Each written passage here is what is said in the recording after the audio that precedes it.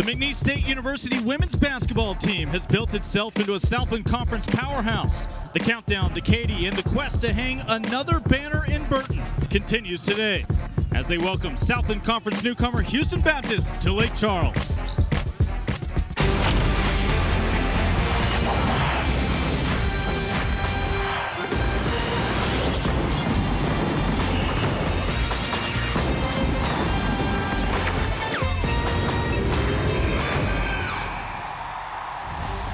You're watching Southland Conference women's basketball on ESPN 3 live in Lake Charles this afternoon to kick off our women's and men's doubleheader in Southland Conference play as the Huskies of Houston Baptist make their way to Lake Charles for the first time in conference play against the Cowgirls of McNeese.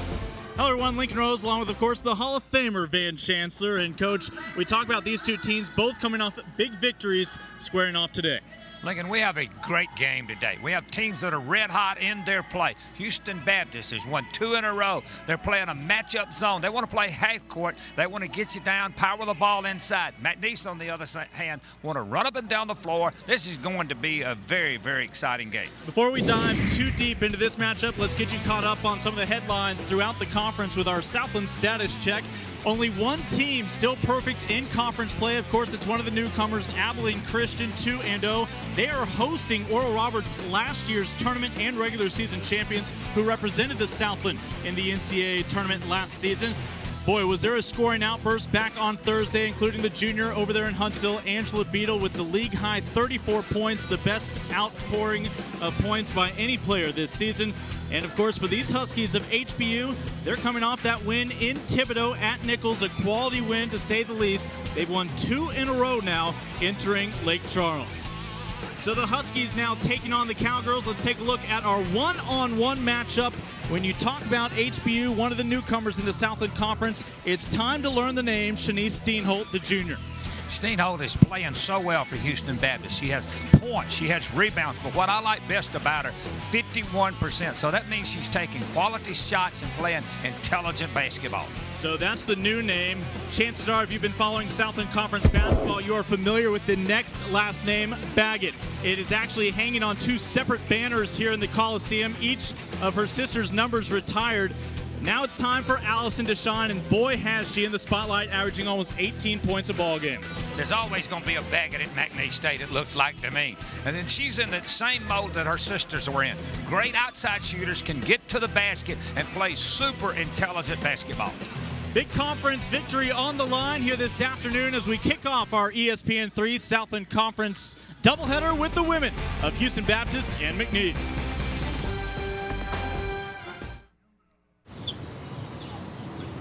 Do you need some help with that? Yeah. Thanks. Yeah, no problem. It's just this top one. At Houston Baptist University, belief isn't just a mindset, it's an action. I'll see you around. Yeah, bye. I believe doing for others Thank you, dear. is part of our DNA. HBU, a higher education. McNeese is a school of opportunity. Over the last 75 years, we've been Fulbright Scholars, Pulitzer Prize winners, Emmy Award winners, and Medal of Honor recipients. We've come here from all over the world. McNeese has been pioneering opportunities you won't find just anywhere, like the Innovation Engineering Program, a state-of-the-art meat processing and production facility, and a model chemical plant. At McNeese, we are celebrating the past and pioneering the future. It's the countdown to Katy. Southland Conference basketball teams are fighting for a chance to play in the Merrill Center. A league title and a bid to the big dance will be on the line.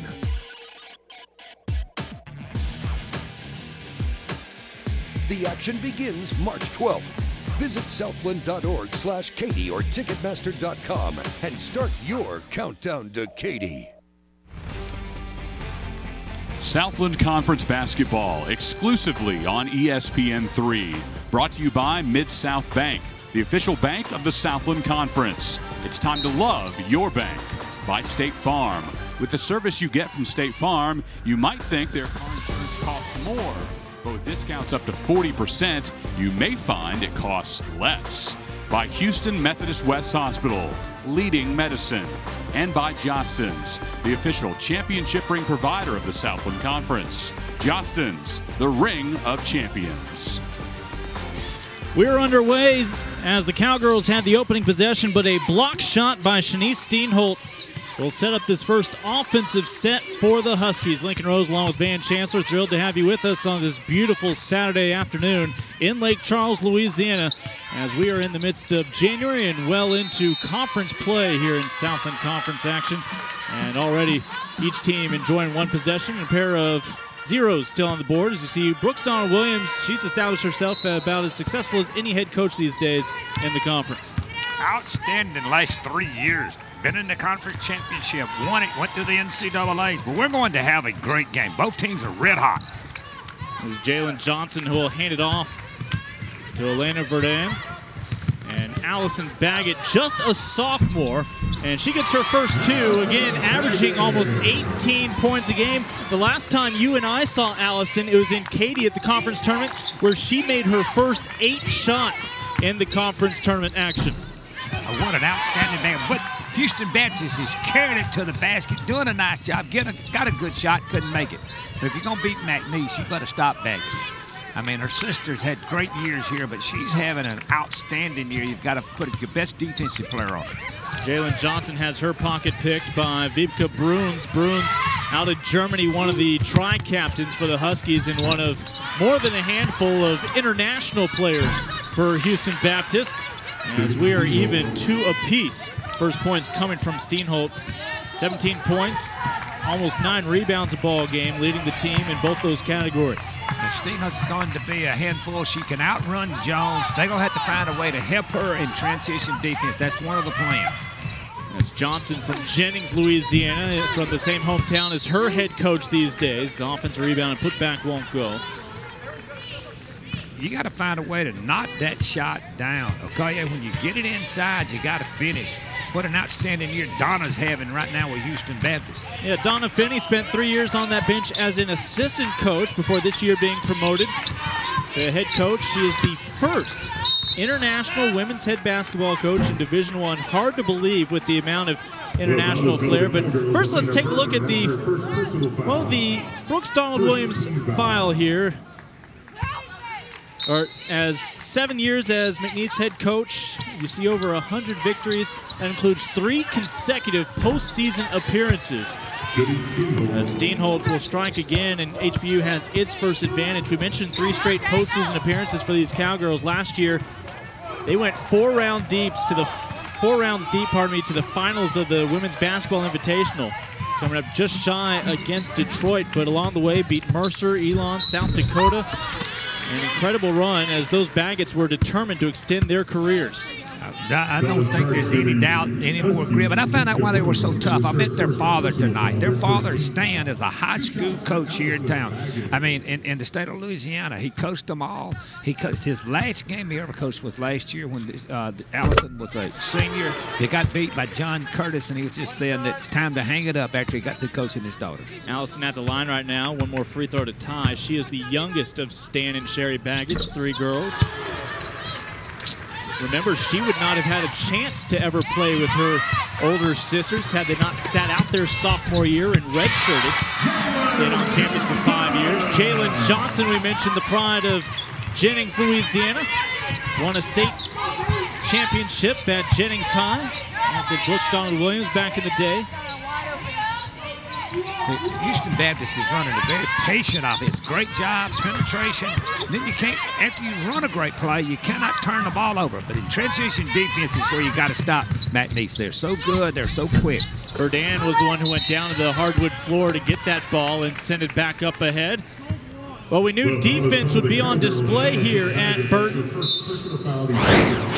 as it creates scoring opportunities. Johnson, again, your point guard these days, just a sophomore, able to take it all the way to the glass. When you turn the ball over, and that's an unforced turnover by Houston Baptist, McNeese is going to take advantage of it. Johnson's able to get it. She was very, very alert out about half court and make a layup. Now you got mass substitution, a new 5 in for McNeese. Well, exactly. We have basketball today. It'll be the rodeo in here starting tomorrow, but let's have a hockey reference with a line change. Once again, Brooks Donald-Williams goes with 5 fresh players off the bench. And shoot around, the word she keeps using is energy. And she wants fresh legs out there, though Steenholt, the familiar source of scoring here, all 6 of HBU's points. HBU, after making a field goal, they're going to press a little bit, try to double team, get a steal if you don't. It's called a safety press. It's not an all-out press. Nice job of going under the screen and roll play. Cupid, the freshman at the free throw line, saw a significant increase in her minutes back on Thursday, hitting 3 3-pointers and a career-high 11 points. McNeese will get a second chance opportunity with this rebound to Talisa Boyd. Boyd is one of 3 players with this program from Natchitoches, able to pluck some talent right out of the backyard of the Lady Demons of Northwestern State. This will be a turnover into the backcourt, as HBU will get it back without allowing any points. We're tied 6 apiece. About 4.5 minutes into this one. First meeting in conference play between HBU and McNeese.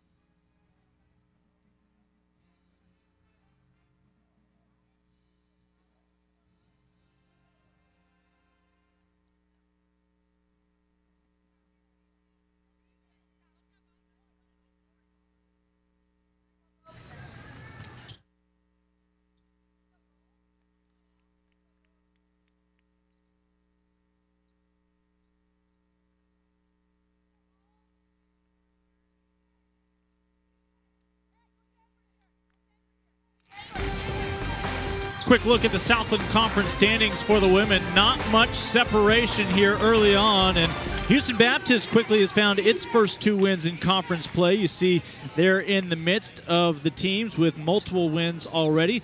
UNO, the newcomer this year, still looking for win number 1, but at the top, another newcomer, Abilene Christian, shining early on.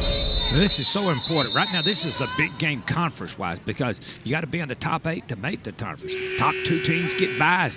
They get 2 buys. 3 and 4 get 1 buy. So don't tell me. I talked to both coaches. They're all talking about it's early in the year, but it's conference standings. Where are we going to be? Let's make the tournament. Brooks Donald-Williams saw her McNeese squad enter Katy last year as the 5 seed. They made it to the semifinals but fell to eventual champion ORU. HBU now with its second advantage here in this opening half. Its first points not from Steenholt, as that time it's Rachel Arthur, the pride of Humble, Texas. Arthur does a good job. What I like about HBU right now, they all understand their roles. Watching McNeese run this little 1-4 offense, they've run it for years. They do a great job of dribble penetrating, hitting the high post, and then getting an outside shot. Again, all 5 players in gold right now are off the bench. And there is the hero from Thursday, Hannah Cupid. The true freshman out of Sulphur, Louisiana, one of 7 newcomers on the roster this year. HBU is going to go a little bit high-low to Steenholt, and then one official, I think, had a charge. One had a block. The most dominant official always wins. We'll watch it now. We got penetration. Pretty tough call right there. You saw sliding in was Ariana James, the senior, in her second year. And there's 10 legs about to come back in that have had a nice rest. The starters return to the Cowgirls, checking in now for Houston Baptist. Starters are back on. I'm going to see if Houston Baptist is only pressing the second unit, not the first unit. This reminds me of the NBA. You know, when Hubie Brown coached, he'd put in 2 units and one at a time. Let's see now after this mate. Now they're pressing the first unit. It's going to be hard to press with Johnson, though, because she's so quick. No surprise that Sivola made both free throws. She's now 13 for 15 on the season. So you see our officials for this afternoon's ball game. Not everybody in the Southland will play everybody twice, home and home, but these two schools will meet on 2 occasions this year. Baggett, little fadeaway, throws that left arm up there, and we'll head back to the free throw line. You know, I've often thought as a former coach, how would I defend what McNeese is running, all this dribble penetration? Watch the spread. They keep everybody out. Then they dribble penetrate to the basket. Baggett puts it up with her left hand. This is a hard offense to defend. Somehow, some way, you got to be able to defend it without fouling. Point number 5 for the sophomore, Allison Baggett. Again, she and her sisters out of Iota, Louisiana. Led Iota High to plenty of success back in their day. They're 3rd generation Cowboys, Cowgirls. Mentioned you talked to their dad, Stan. Yes, and head coach 45 years, and just he said one of the greatest thrill of his life, getting to coach his own children. Steenholt right back in the lane, and Shanice Steenholt making it look easy. Junior out of Roswell, New Mexico. Mentioned averages about 17 points a game, and how about that, finding the angle off the glass quickly for Allison Baggett. Yeah, Baggett, you got to find a way to defend her. She's already got 8 points when they haven't played but about 6 minutes. She'd get 48 at that rate. She and Steenholt are matching each other point for point, each leading their respective squads with 8. And here's Steenholt looking to enter double digits. Steenholt is just a problem for Jones. McNeese may have to play a little zone because of that matchup. Verdun goes straight to the glass. And Steenholt with the rebound. Up and down tempo, baseline to baseline. Almost 7 minutes complete between these two teams. Now, I thought it would be a great game because both of them are playing well. They're not turning the ball over, shooting great shots. Trying to split the double team, but called for the travel is, again, Hades Sivola. She's from Helsinki, Finland. We mentioned we're going to be introducing you to quite a few Huskies that have traveled overseas to play at HBU. You see their head coach, Donna Finney, and she and I were talking this morning about all the international players in the comfort zone of knowing that HBU is an accepting university and gives them this opportunity. Also talked about some other programs that they just have 1 or 2. It's a slow development for those players. And the difference in the American game, it's just more physical.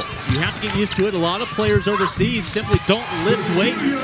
They just do not play as physical basketball. Over there, when I coached against international teams, a foul is a foul. Over here, you got to knock somebody down to get a foul. Okay, he makes a great shot then off of the baseline. Remind me, what was the result when you coached against international teams? Well, I don't want to brag. That's you know, people are not interested in what you did. They want to know what you're doing tomorrow. What are you doing tomorrow? Playing golf. Huskies trying to break this 14-14 tie. As Baggett with the ball back in her hand. She's being defended at the moment by Taylor Jefferson out of Houston from Galena Park, North Shore.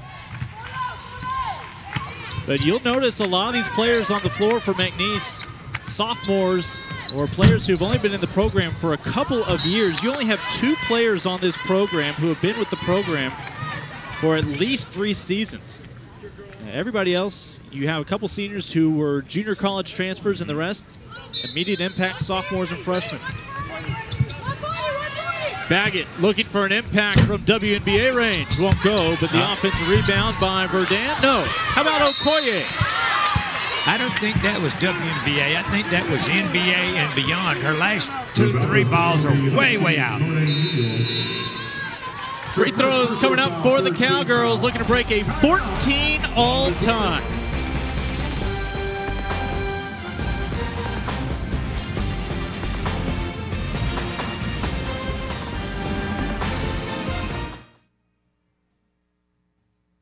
offering loans that allow our customers to achieve their business and personal dreams. That's one promise you can bank on. We're not just business associates, we're neighbors. We're committed to our customers and the strength of our local economy. Here at Mid-South Bank, responsibility matters. With over 61 locations and still growing in Louisiana and Texas, discover how our customers are finding strength in numbers at Mid-South Bank.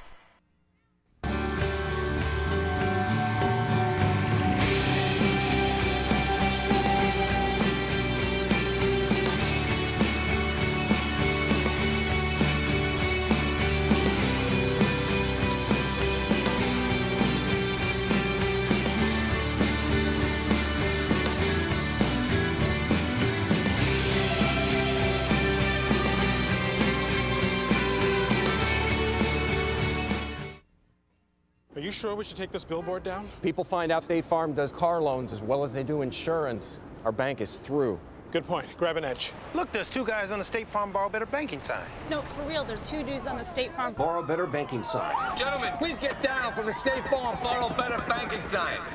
Phil, get the hose. Okay, he's getting the hose. All right, let's go. Want to borrow better? Contact your local State Farm agent about a car loan that could save you hundreds. Well, if you're in the midst of winter and you are crawfish in these parts, you got to stay warm somehow, so how about a little bit of a boil? That's all over Louisiana. When I was coaching at LSU, this is a common sight, and they're delicious. You know, most people that eat those, they don't want to eat anything else. Maybe a little potato, but that's about it. Cecilia Okoye at the line, shooting a pair to break this tie. Unable to do so on the first try. 7 ties, 3 lead changes here in the early going. Allison Baggett with 8 of McNeese's 14 points. Steenholt, 2 better, 10 of HBU's 14. And there's Steenholt right in your frame, as she's also the leading rebounder for HBU. Just couldn't haul that one in. One of the 5 things that drives me crazy in coaching is you got the inside block, you got 2 blocks to block out and secure the basketball, but you got to be very aggressive. Okoye missed the 2 free throws, instead goes up close, off the square, picks up the pair, and will get a chance for one more. The failure to block out on a free throw costs you 3 points. If you'll see it come in, they'll tell you she does a great job of catching it, squaring up, going to the basket. Now you got to be able to convert the 3-point play. She's never been. She's not a great free throw shooter, but she's getting better. Okoye misses her first 3 today. Had shot well this year, including one game where she made 11 earlier this season. Travel HBU with another early turnover, their 4th of the ball game. Huskies will bring Anna Strickland into the ball game. Transfer from Harding University over there in Arkansas, as you see her head coach, Donna Finney. Coach Finney, as an assistant for the past 3 years, her emphasis was on recruiting, so not a huge transition to the head coaching job in terms of some responsibilities still out there throughout Texas, the Houston area, and of course overseas, looking for the future Huskies. Johnson with 10 to shoot. What McNeese likes to do is create mismatches, getting a bigger player on Johnson. She's able to penetrate. Baggett looks to lead the break. It's 3-on-1 at the moment. A second Husky came in and broke up the play. Excellent effort and hustled by Rachel Arthur. McNeese is doing a great job of running the break out under control. You'll see Baggett come down, try to make a great pass, but an outstanding defensive play by Arthur. And on that break, just 5 seconds elapsing off of the shot clock. Here is Baggett, and she is in Baggett range. You know where Baggett range is, Lincoln? The moment you pull into the parking lot. Yeah, out at the parking lot. That's a good answer, buddy. What great range. I'll say this one's before the shot. Now it's 1 for 2 from downtown Lake Charles today. What's farther out than Lake Charles? I want to make sure our viewers understand how far out it is. Maybe it's over in Beaumont. Speaking of Baggetts, there is the recently married Caitlin Baggett. Her twin sister Ashlyn is engaged. They did not get married on the same day. That perhaps is how you can tell them apart, by their marriage certificates. Going in and off the glass. Bank for 2 more for Rachel Arthur, who's had a nice opening here. McNeese, they do not take their foot off the pedal. Perhaps taking a poke in the eye was Verdun. They're going to take a look at her now. She holds that left eye after going into the paint. She'll be coming out in favor of Amber Donez. Well, we talked about McNeese able to go into Natchitoches and recruit. How about going into Hammond, Louisiana, the backyard of the Lions, and grabbing Donez, the freshman? I tell you, Coach Brooks Donald Williams is a heck of a recruiter. Outstanding job just recruiting. She doesn't care where they're from. She can point to some banners that help her out a little bit now. Yeah, she's been pretty dominant in this league, especially the last couple of years. Remember, she took over a struggling program and had one of the best turnarounds in NCAA history, and with 10 wins already this year. Another look at perhaps a elbow right there to the eye, you see. Baggett straight away. You know, Lincoln, I was talking to her father. I didn't think she would have this breakout year. I thought it might be as a junior, but she's playing on the same level that the sisters were, and that's an outstanding level. And I don't want to just keep comparing her. She's her own woman, so to speak. Slightly taller Baggett out there, has some additional abilities. I'm going to give you a thought, though. She's not having to share the ball with a twin. She's getting all the shots. I know what the twins are going to say. Say, hey, Coach, she's not having to share the ball like we were. Well, of course, the Cowgirls 3-2 in conference. We take a look at their last 5 games. These are their 5 games in conference. They came up short against the Lions as well as a very impressive Cardinals squad, but wins on the road in Huntsville. A win against New Orleans, and of course, on Thursday, the win over Corpus, 79-51. That win was actually on Brooks Donald Williams' birthday. So oh, yes. A nice present for the young lady who's going to have to wait another 363 days for her next birthday. Yeah, let me tell you, I do believe that sometimes you have to lose games. I think the Lamar game kind of woke up the whole squad. Not that they lost the game, but by the margin that they lost the game. And so I think that's one of it. Right now, Houston Baptist is in a crucial part. When you're at 8-point junction, when you're down 8, you got to get a quality shot. You don't want to go to double digits as far as being down. It's a 10-2 run right now for McNeese since we were tied at 14 all. Remember, it began with Okoye getting the second chance opportunity after those missed free throws. But as you pleaded, HBU able to get back on the board. It's Erin McGarrigan from Cumbernauld, Scotland, the transfer from UTEP. Baggett's able to throw it off of the near defender. The time off the leg of McGarrigan, one of the captains. McNeese does a great job of running out-of-bounds plays. You got to be able to, they do a lot of things to run out-of-bounds plays to get Allison a 3-point shot. So you got to go out and you got to defend it, run a little screen and roll off of an out-of-bounds play. They're coming a little bit farther out to defend Allison these days, aren't they? Oh, they have to. When you make 2 from downtown Lake Charles, you find out her range is anywhere. She thought about it. She'll come in for a closer look. Goes to that left hand. We've seen her twice go that route. That time a little short. But give Houston Baptist credit. Every time they get to a crucial point of the game, they make a defensive stop. They stay in there tough. They have a little shot at it. That's what you have to do. Come down, get a quality look at the basket. Huskies coming off a 7-24 season when they competed in their final year in the Great West Conference. So all of this Southland Conference and the various destinations new to them.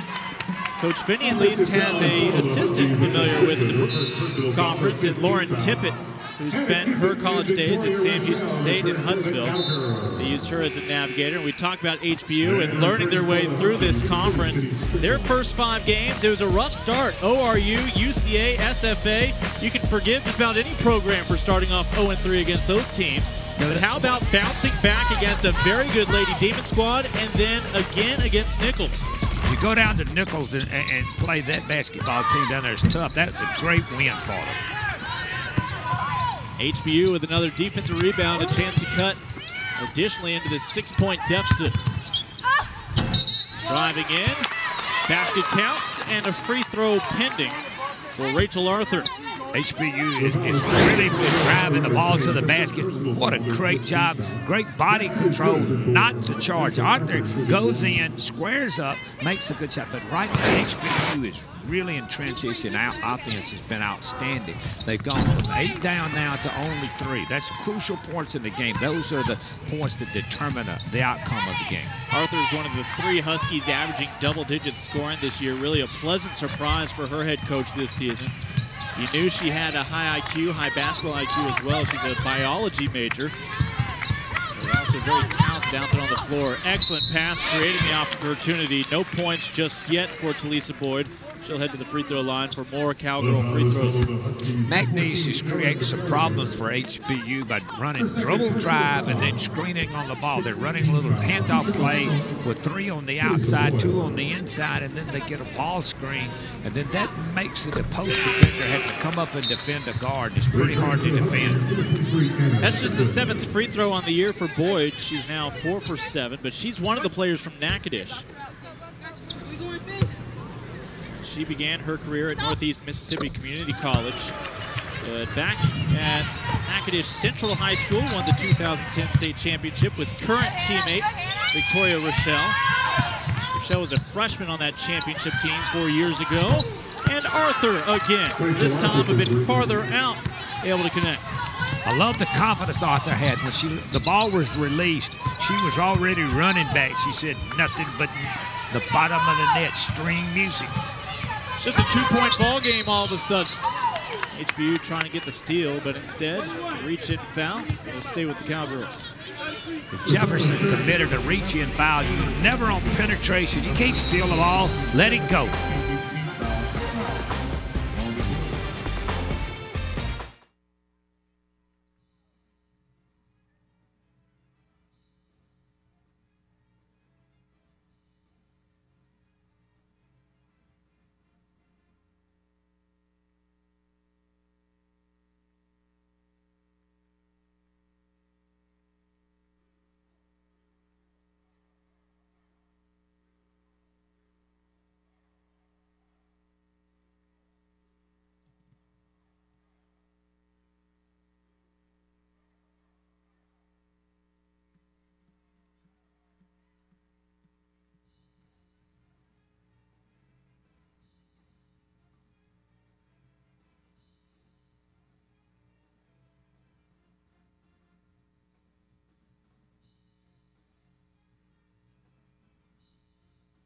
Thank you.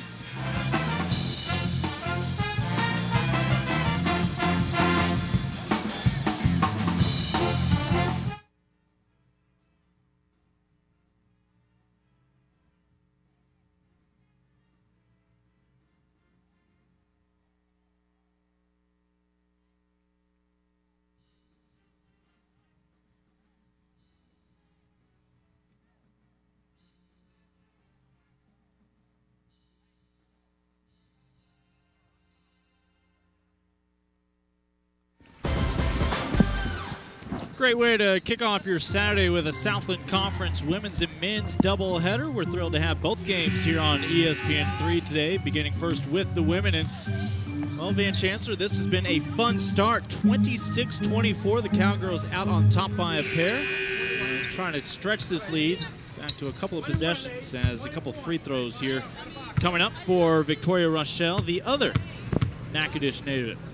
HBU 77%. McNeese is shooting almost 48.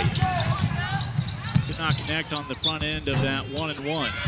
Ball comes back down, the rebound to Amber Donez. Foul ball. Houston Baptist. A couple of teams that, as fast-paced as this been, pretty defensive-minded, always wanting to attack that ball. You know, as I look at them, I think both teams have done a great job in transition defense, but transition defense is not completed till you get back and actually stop the ball. I think both teams want to run. HBU and McNeese have done an outstanding job of actually stopping the ball off of the break. See, Natanya Jones right now is guarding Steenholt. Steenholt, one of 2 Huskies in double-digit scoring this opening half. Not sure if there's any way to completely shut her down. I think it's Jones is not quite quick enough. She's carrying her outside a little bit and penetrating on her. Jones is the only fourth-year player on this roster for McNeese. Cannot save it along the baseline there. Again, Tanya Jones out of Oakdale, Louisiana. An amazing stat. Baggett in 10 minutes of play has 14 points. That's a pretty good ratio. Allison will come out to guard Wiebke Bruns, the German. A lot of these Huskies, not only from overseas, but have played for their countries at the U16, U18, even some senior level experience on international play. Really forces these young ladies to mature. It's a lot of time out on their own. And a completely different experience than many of these Americans have had at the high school level. As Baggett's shot just won't drop in. Okoye, the putback, no. Okoye, last year's newcomer of the year in the Southland Conference, making 50% of her shots. Can't get the putback. The ball may have caromed off of Jones's foot. No kick involved, but Johnson will bring the ball up the floor for the Cowgirls now. Houston Baptist has had some useless turnovers, unforced turnovers. You've got to learn to value the basketball more in a close basketball game. Right now, matched up on Allison Baggett, it's Anna Strickland out of the Houston area, former Highlander from the Woodlands High School. 15-footer, and Baggett's back on the board with a game-high 12 points. I'm sorry, I'm shortchanging her. 16 points. Time has flown. That's a tough shot. It's hard to defend. McNeese will bring in Elena Verdun back in. Also for McNeese, you see taking a seat, Amber Donald's, but up and down tempo, able to rotate a lot of bodies in and out.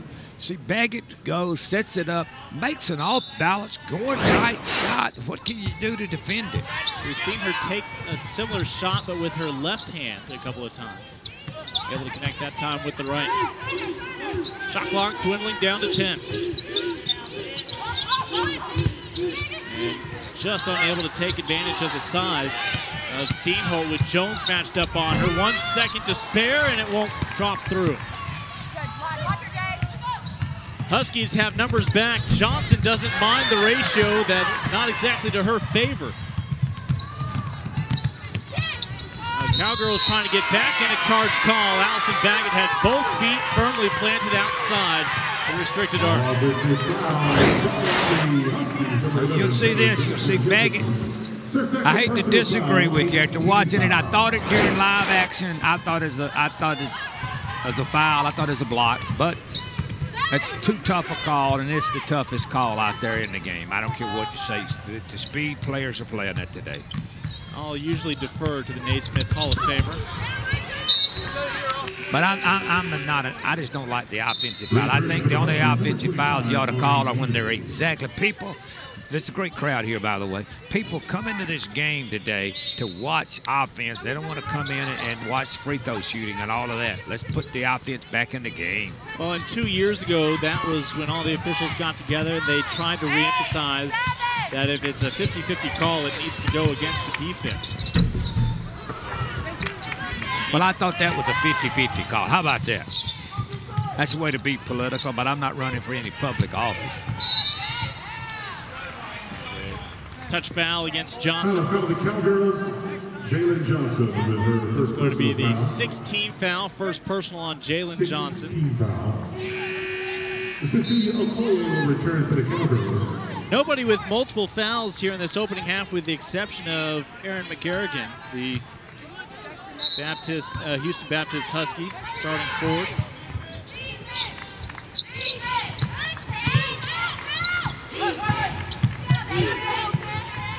Briefly an open look. Johnson will close that gap. Again, Steenholt on Jones. Goes to her left. Jones foul. Steenholt's headed to the free throw line. You know, one of the hardest things to try to teach players is to defend without fouling. All Jones had to do, you seen Steenhouse get the ball. She didn't have a good look. Make her make that shot. Say whatever you want to about the defensive Baggett on the other end. She's made some tough shots, but they have not fouled her. You don't foul a kid like Steenhouse that can shoot free throws, who's shooting 65%. You've got to make her make that shot. Steenholt last year, first team all-conference in the Great West. A 3-year starter now in her junior year. She's hitting just 64% of her free throws until those two.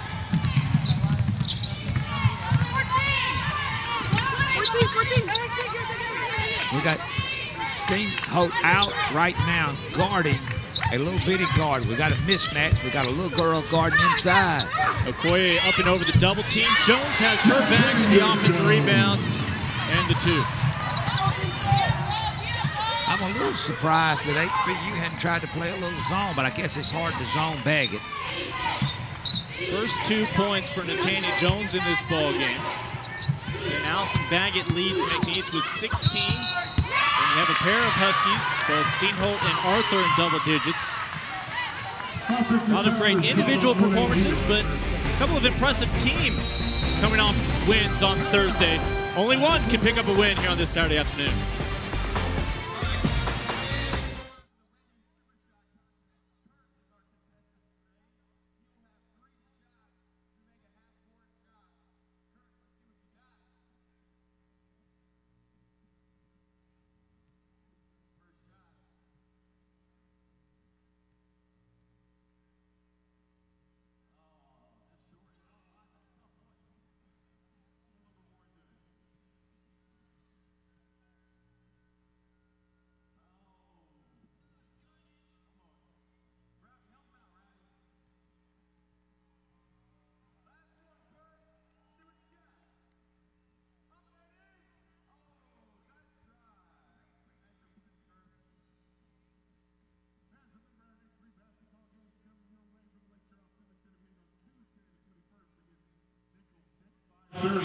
For the doubleheader, your season ticket holder, you can get your tickets right here tonight or at the box office on Monday and Tuesday.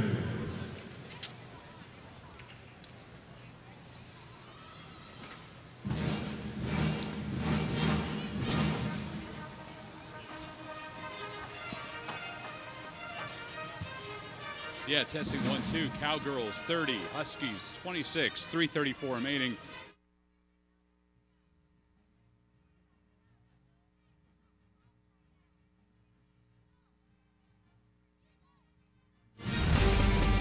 Lake Charles, Louisiana, the home for our Saturday Southland Conference women's basketball game on ESPN3. 3:34 remaining in the first half, and the Cowgirls lead Houston Baptist 30-26. Chris Mikoski courtside. Coming up on the Mid-South Bank halftime report. We'll tell you what's going on with the McNeese athletic program as we talk with AD Bruce Hemphill. Also we'll introduce you to a couple of outstanding student athletes. It's our Jostens Classroom Champions. And of course, Van Chancellor and Lincoln Rose will have your first half highlights and stats. And now they bring you the final 3:25 of the first. Thank you very much, Chris. Looking forward to the Mid-South Bank halftime report. As right now, Cowgirls looking to take a lead into the locker room up by 4. HBU is switching all screens. Not only ball screens, but any time of screening away from the ball. Just 2 to shoot for Johnson. Now 1. And that ball will not hit the rim. It is a violation back over to HBU. See, that's defense without fouling. Don't bail out a player. Donna, that's what she likes. She wants them to play. Do not foul someone and bail them out from taking a bad shot. Houston Baptist, a campus of about 2,900 students enrolled over there. One of 4 Division I athletic departments in the Houston area. And of course, the Southland Conference tournament just down the road on I-10 in Katy as it returns to the Merrill Center. Certainly looking forward to that culmination on the season, but a lot to figure out in terms of who the 8 teams will be for the women. I'm really looking forward to the tournament. I now live in Katy. I'm just going to be able, I live about 5 miles from that center, so I'm going to get to see all the games, and I'm really looking forward to it. You're still going to want a hotel room, aren't you? Oh, no, I am. I'm tired of a hotel room. I'm going to stay at home. I'll go over and eat. They have some great food in the hospitality rooms they have over there. First class. Baggett with 7 to shoot. Hit her last time from right elbow. Able to do so this time around. Baggett still sitting on 16 points for the game high. Well, back and forth to wind up back into the left hand. Vivka Bruns, the junior. Last year, honorable mention all Great West Conference. No-look pass out to Okoye, and Cecilia Okoye able to find the touch in the range, giving Baggett the assist. Great pass. The Baggards have always been able to get shots for themselves, but what makes them great teammates, they can get shots for other people. And that's so hard to do. When we had Cynthia Cooper could not only get a shot for herself and score, she could get other players shots where they wanted the basketball. So you can get me a shot, but if it ain't in my range, it's not a good shot. She can get you a shot. She can get you 4 championships. You've had some good ones. Oh, yeah. Cheryl, Tina, Cynthia, that wasn't bad. First free throw right on the money for Civola. I didn't have but one job, Lincoln. Make sure they got on the bus. I didn't have but 3 plays. Play for each one of them. That's coaching right there, man. It's Hall of Fame coach. As Civola is now 4 for 4 today at the free throw line, makes her 15 of 17 on the season.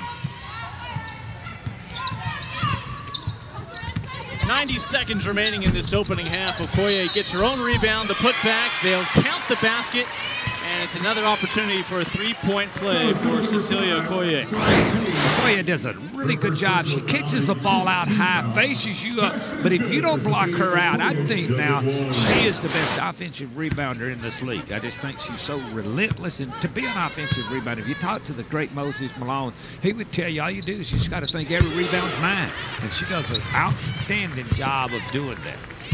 She averaged 9.7 rebounds in her debut as a Cowgirl last year after transferring from Tyler Junior College. This year has elevated her stats in each category. And the Cowgirls have reestablished a 7-point lead. They've led by as many as 8 here this afternoon. So it's Steenholt, who scored 10 points early, now back in the box score. I think Jones has to block out Steenholt. There's the same thing that we were talking about on the other end. You cannot give someone that open a look to it. They're going to say a push in the back. The reason why Johnson lost her balance. And that's the 10th team foul, so guaranteed 2 free throws here for Jalen Johnson. See, Johnson gets beat, and then now you had the ball. You had forced a turnover. You're taking fouls on the perimeter. This is a different game they're playing this year. Last year, that was not a foul. This year, they're dictating. They're going to college. You cannot remove yourself from the game because you're in foul trouble. Johnson, one of a handful of Cowgirls who have either won Louisiana or Texas state championships in basketball. Second free throw rebounded by Bruns. If Jones would have stayed in on the free throw, she'd have got the offensive free throw and stuck it back in. Civola. This is Arthur. She made her first 4 shots today. Right now is 4 for 5 and headed back to the free throw line. See, Verdane came out, tried to defend too tough and committed a foul. You've got to give a little room. My thinking is make them shoot over us. Don't let them shoot around us. That's point number 11 for Arthur with 1 more to go. Donez back in. We mentioned state champions. She won a pair of them at St. Thomas Aquinas. See it. Right now, there's 35 seconds left. And this is crucial, especially for both teams. If you're McNeese, you try to go out a little bit farther with the lead. Right now, you've got to step down 4 points gains. If you're Houston Baptist, this would be a great score at halftime. 4-point game. HBU may get 1 shot off before the end of this half. And as I say that, there is no more shot clock after that foul.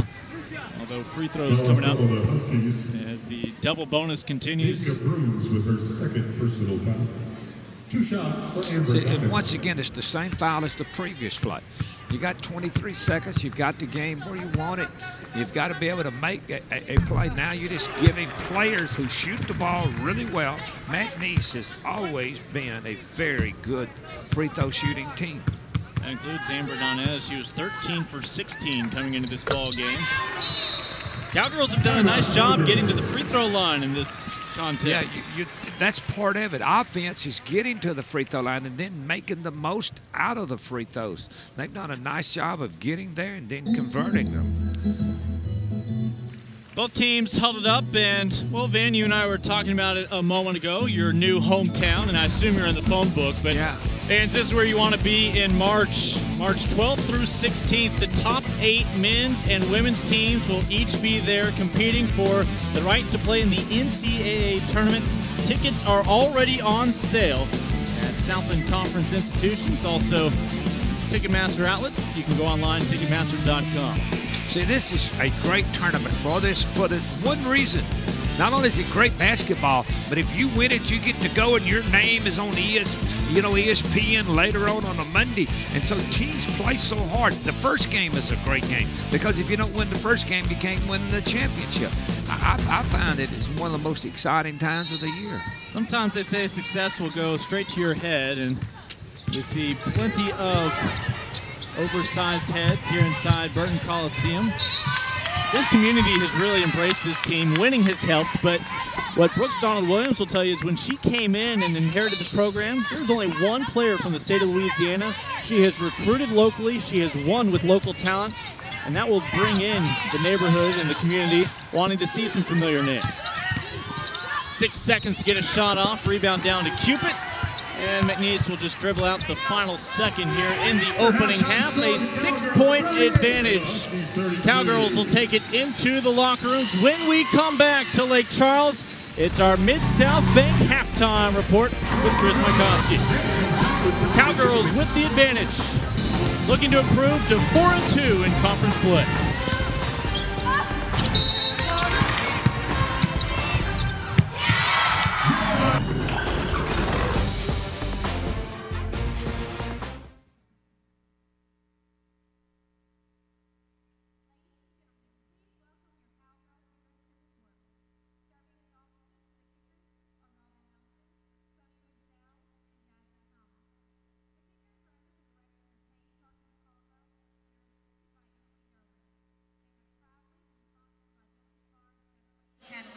For 17 consecutive years.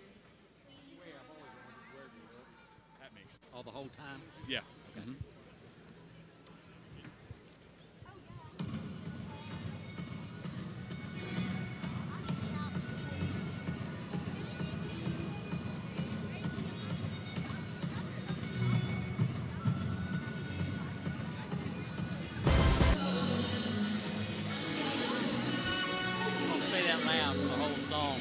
It's all right.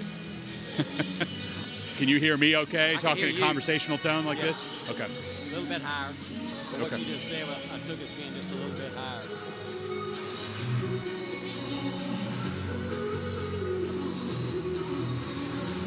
After this song, you should at least slow down some. I mean, I'll naturally go up a little bit volume when I'm on air, so I think we'll be fine. We'll be fine. Yeah.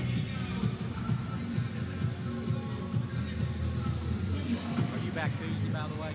I'm not.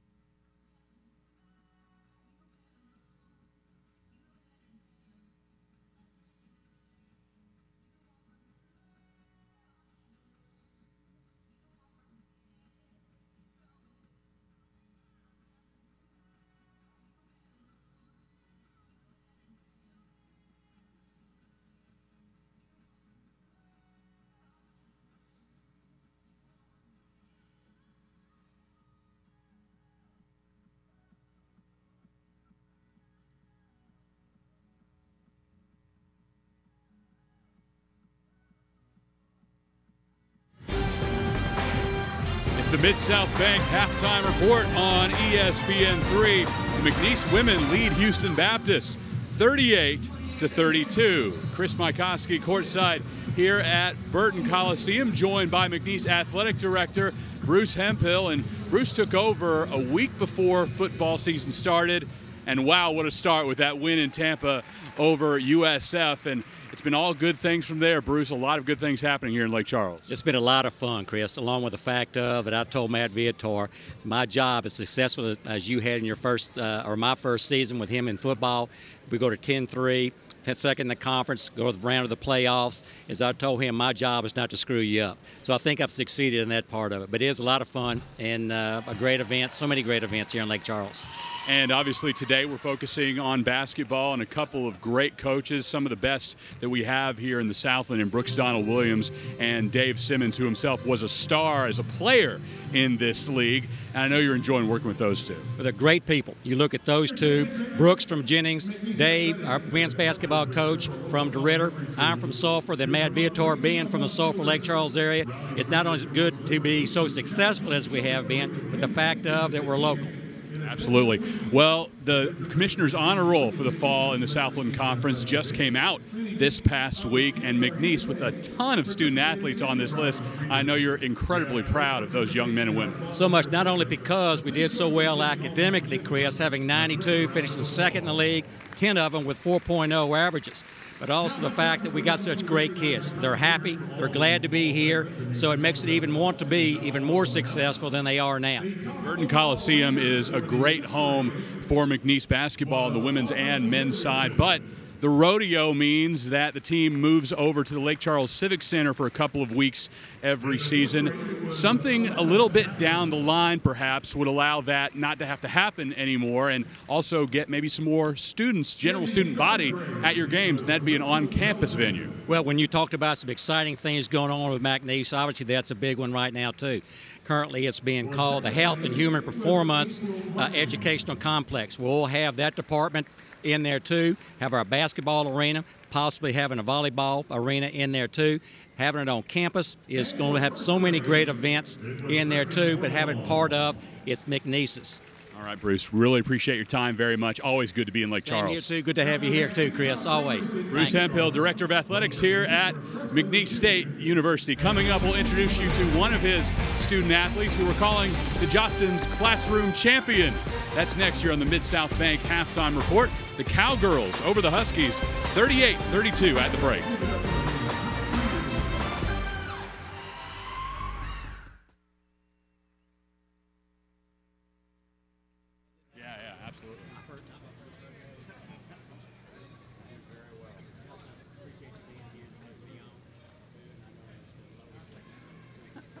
Now, fans, we'd like to recognize the top raters for the winners segment. The top overall rater for the 5th grade was Maya Weatherall. The way to structure, we just had to, if we had only one of you, had to. In the 4th grade was Jordan Stevens. In the men's game, we always have the winning women's head coach. And we could have fit 2 interviews, but we have to have at least one. And just go a little longer on the interview. Yeah, no. Appreciate it. No, we look forward to seeing you soon.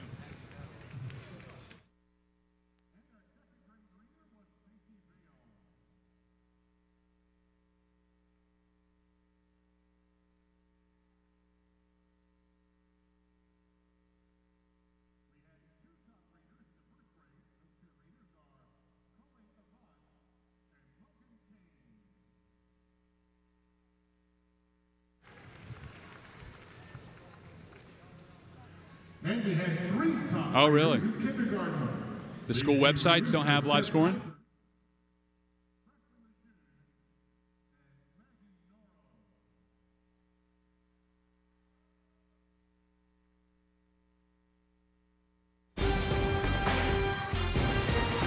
Time to fish here in Lake Charles, and she got one. Reel it in. The Cowgirls trying to reel in a victory over the Huskies. They lead 38-32 here at Burton Coliseum. Good to have you back on the Mid-South Bank Halftime Report. Every game here on ESPN3 in the Southland Conference, we introduce you to a couple of outstanding student athletes.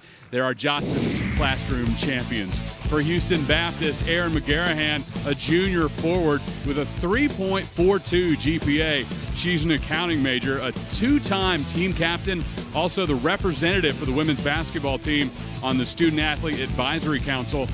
When she was at UTEP, She was on the Conference USA honor roll. Allison Baggett, the sophomore guard for McNeese State, has a 3.7 GPA, majoring in biological sciences. She made the Commissioner's honor roll in the Southland Conference, also does a ton of community service work, Special Olympics and Habitat for Humanity.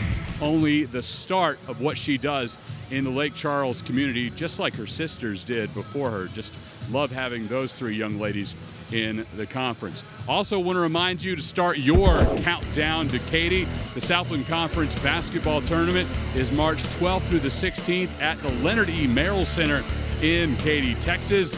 Go to any one of the Southland Conference member institutions and buy your tickets there, or you can just hop on Ticketmaster.com. As always, looking forward to getting back to Katy for that event. Coming up, Van Chancellor and Lincoln Rose have your first half highlights and stats. We're at the break here at Burton Coliseum in Lake Charles, Louisiana. McNeese leads Houston Baptist 38-32.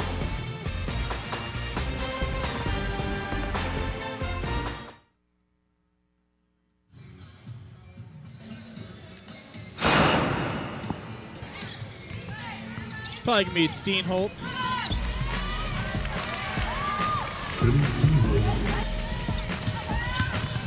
Arthur.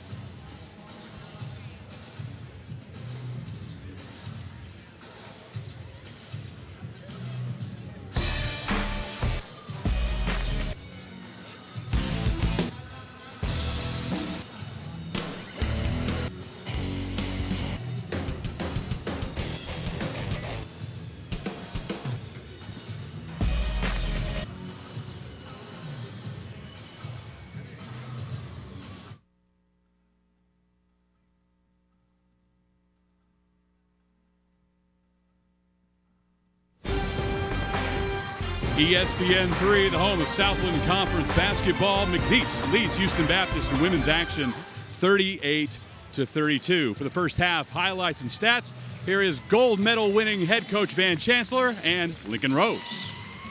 Gold medal winner is that one, and not even a runner-up at any point in my career. But, Coach, we take a look at that first half, and I think fans who aren't familiar with one of the newcomers in this conference, HBU, are impressed. What a game they're playing, but the whole game is well played. They're shooting the ball well, and they're handling the ball and getting great looks. The quality of this game is just outstanding. Let's take a look at some of the highlights of how we got to this. And, well, we told you some of the names to look out for, especially for HBU. Shanice Steenholt with 14 points in that opening half, and she was not the only Husky in double digits. Arthur shined as well.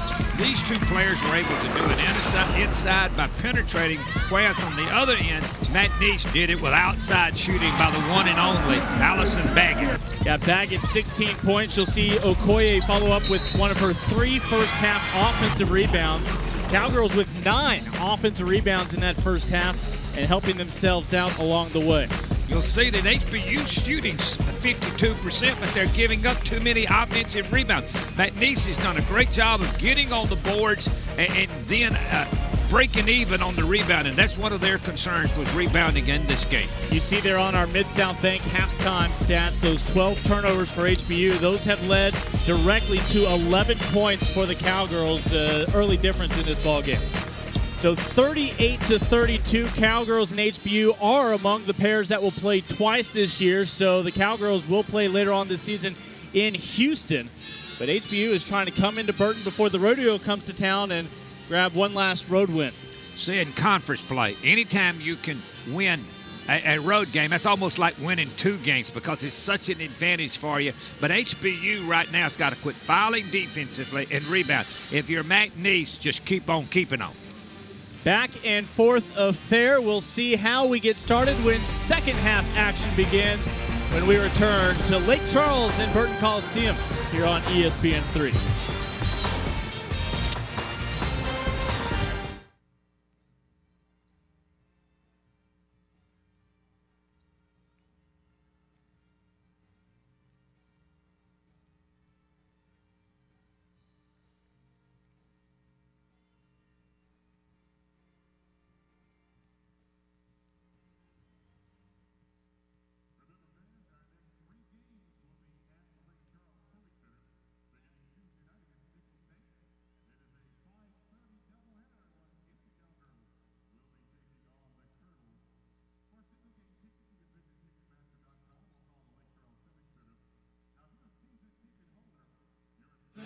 Tickets are available for pickup at the will call window right now.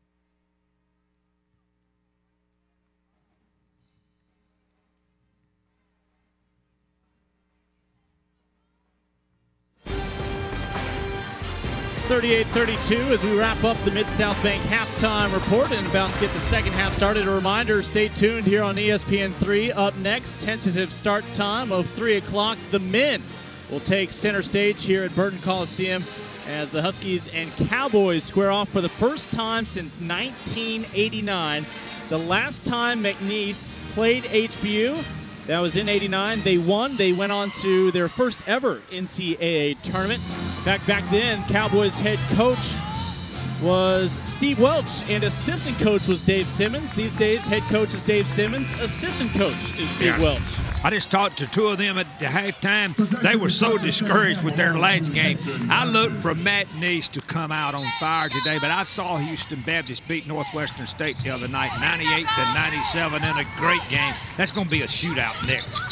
Huskies, the men, have been very capable of an exciting brand of basketball. We've seen it as recently as in Thibodeau when they lost on a last-second layup to the Colonels after a great comeback in that second half. Right now, the women on center stage. Jones tries to find the first points, and there's another offensive rebound, fourth of the ball game for Okoye.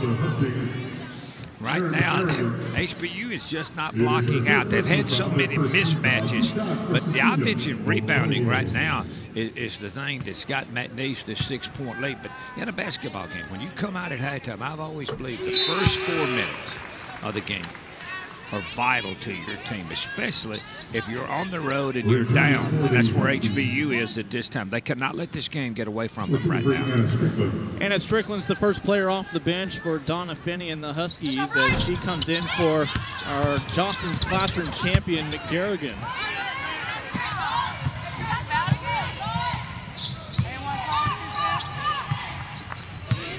Cowgirls have led by as many as 8. A chance to take it perhaps to 9. Johnson with the right hand can't finish. Baggett will reset the offense here. So that's a play that Johnson has to finish for McNeese State. You got it. You made a great steal. Don't let a defender bother you. Make it. Baggett trying to set up in that corner without the basketball instead. Nice 14-footer. A little touch on that from Verdun. Verdun made a nice move as they run the little dribble handoff. She didn't penetrate it, stopping and pulling up and hitting that 12-footer. That's a great play. And Elena Verdun is finally starting to resemble the young lady that they used to know before 2 ACL tears that kept her out for over a year before finally returning mid-season last year. You just never know if a player will be the same, but here comes Verdun again. The redshirt junior. Set up in the corner as Johnson sets up the offense. Running 1-4 low, little spread, little high post screen. This is the play that HBU's got to be able to defend. We go inside Okoye. I mentioned she made 50% of her shots last year. This year, even better at 52%. Just unable to finish that trip down. HBU now is down 9. They've come out there. We're down 6. They've got to come down, get a quality look. I'd probably go inside and see if I could get Steenhold to look at the basket. Just saw Sivola from Finland check out in her place. Now Maisie Elston from Rockford, England. Back to the Roswell, New Mexican. So you'll see penetration by Arthur, but nobody on the weak side. Jones comes over to help out. Nobody takes her responsibility and blocks out Steenhold. And then she does a nice job of going to the boards and sticking it up and making this free throw. HBU was 9 for 9 in the first half from the free throw line, making every single one of them count. Steenhold able to add one right there. Key defensive possession. I know it's early in the second half, but you see a little pressure. I think that you cannot, it's hard to trap Johnson. He knows once Johnson broke that press, full speed ahead, and all of a sudden McNeese with the advantage. She broke that press like I'd go out and eat ice cream Sunday afternoon at the local ice cream parlor. You can't stop her. Johnson to Okoye with one hand in her face from the Husky defender Strickland, but Okoye right up and over as Okoye now 12 points. But great out of bounds play.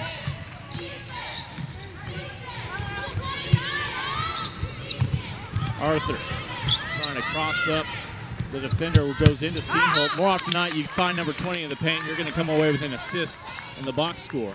I think that HBU's got to do a little bit better job of looking for their outstanding player and Steenhold inside because she's shooting the ball so well and scoring. Both head coaches looking on. 11 to shoot here for Arthur and the Huskies. Wide open from the corner. Taylor Jefferson in and out.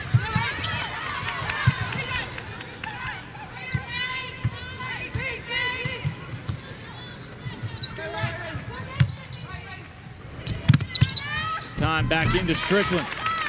What a screen and roll play. Outstanding pass. Strickland does a nice job of finishing in traffic.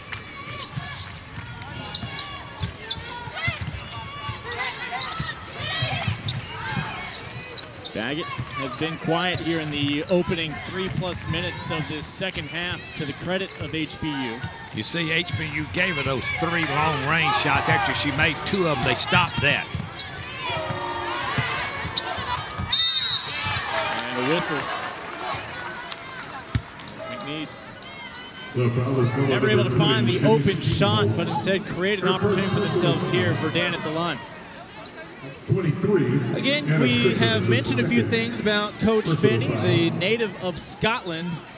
And again, hard to believe with the amount of international influence in the basketball game here in the States that she is the first women's Division I basketball coach from abroad. You see the rest of her resume, an impressive individual who has her Huskies on a 2-game winning streak. Anytime you start in the league, 03, it's hard to just turn it around, especially when you have to go on the road, play Thursday and then Saturday. Missed both of those free throws. You got to be able to knock those down. But come inside, run your offense. Look for your best player inside now. 6th rebound on the game for Steenhold to set up this offense possession.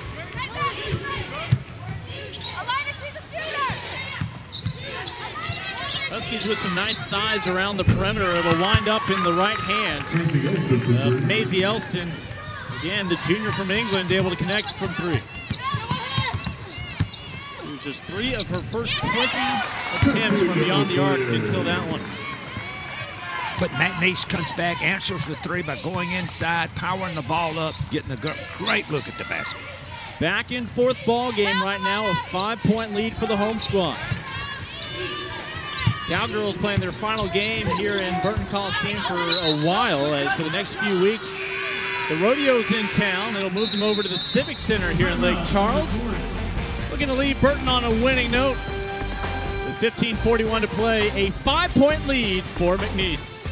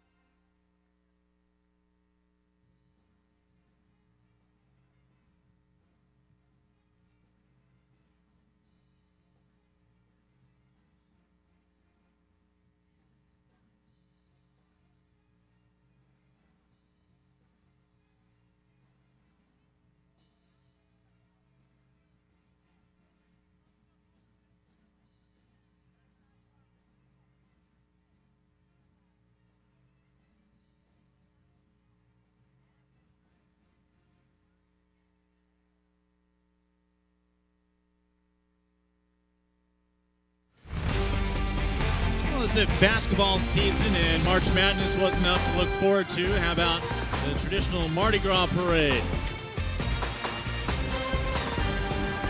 A great time to be had here in Lake Charles, regardless of what time of year you venture out here.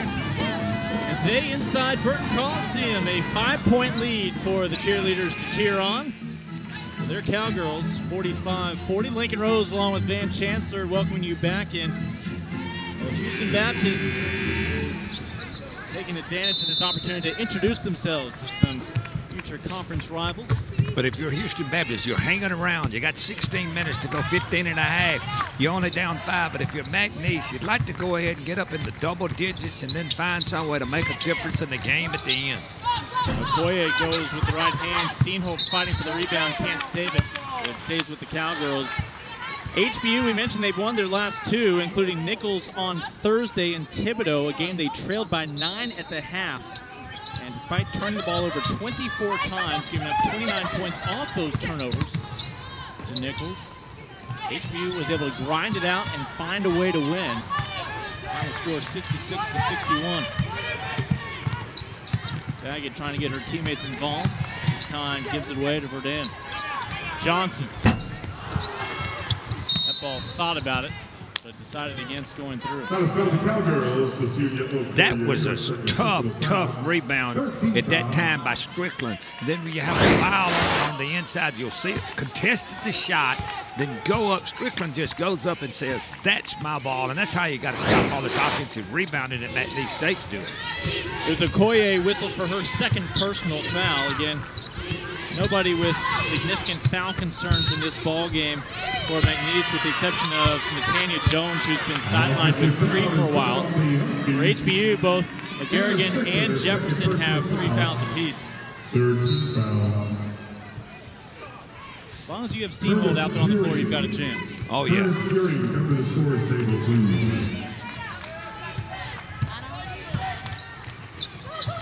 Baggett has an opportunity. A rare open look here in the second half for the sophomore. Allison Baggett has had to grow up quickly. We mentioned this team, in terms of experience, leaning heavily on their sophomores. Somebody's got to block out Steenholt. We talked about McNeese doing a great job on offensive rebound. She single-handedly, just on the offensive boards, really kept them in the game. If HBU can make a stop here, all of a sudden they will have a chance to tie it up once again. I don't believe we've been tied since it was 14-all back in the first half.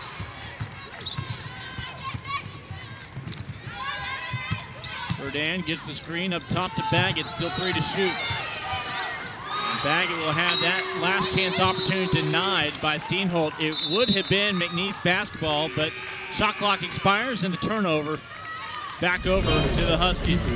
Well, a lot of action underway on this Saturday, including Central Arkansas is at Abilene, looking to hand Abilene Christian its first ever Southland Conference defeat since returning to the league. Nice showing by the Sugar Bears. Islanders looking to string some wins together, out on top of Nichols as well. What a great body balance by Arthur then. Dribble penetrated between 2 defenders and not draw a charge. And have the presence to finish the basket. I thought that was, I'm really impressed with Arthur. I came in here looking at the big kid, but Arthur's played some outstanding basketball on the perimeter. This is Rochelle with the dribble, one of the many freshmen. Again, 7 newcomers this year for McNeese, including this young lady, Hannah Cupid. Hannah had 13 minutes under her belt all season long until Coach Brooks Donald Williams entrusted her this past Thursday with 19 minutes, and she came through with 11 points, 3 three-pointers. And these freshmen, Coach has known different freshmen were going to step up at different times. That's been the case throughout the years of her program. You never knew when it was going to click. But some of these freshmen, once those holidays were over, things really started to sink in and they got comfortable. See, so often when you come right out of high school, there's so much of an adjustment. To travel, everything is an adjustment. And to be able to,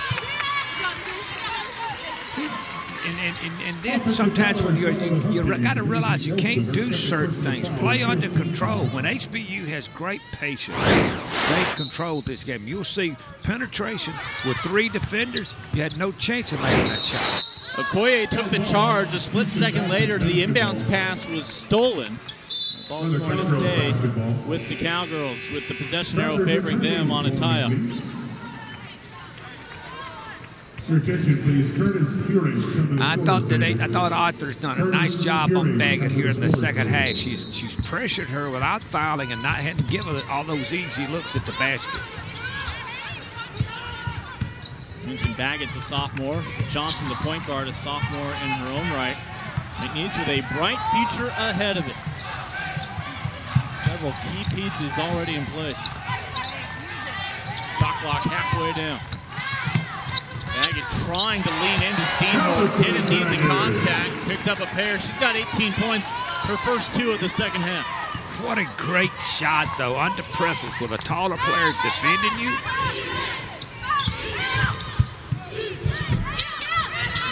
Steenhold and Baggett going punch for punch in that first half.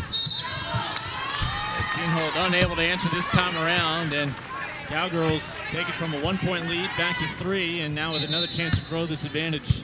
Great call there, walking. So often that call is missed. You don't put your pivot foot down before you penetrate to the basket. HBU, another steal with that press inside to Arthur with a chance for 3. HBU, I didn't think that you could come out and you could pressure them, but they've double teamed the ball in the corner. You look at it, what a steal, great presence. You hit Arthur inside, she takes and makes the basket. Now has an opportunity to finish it. Arthur shooting the free throw, but that play created by Sivola, again the freshman from Helsinki who played for the U18 and senior squads for Finland. She was briefly an exchange student at Houston's Episcopal School. That's how HBU first landed on her radar.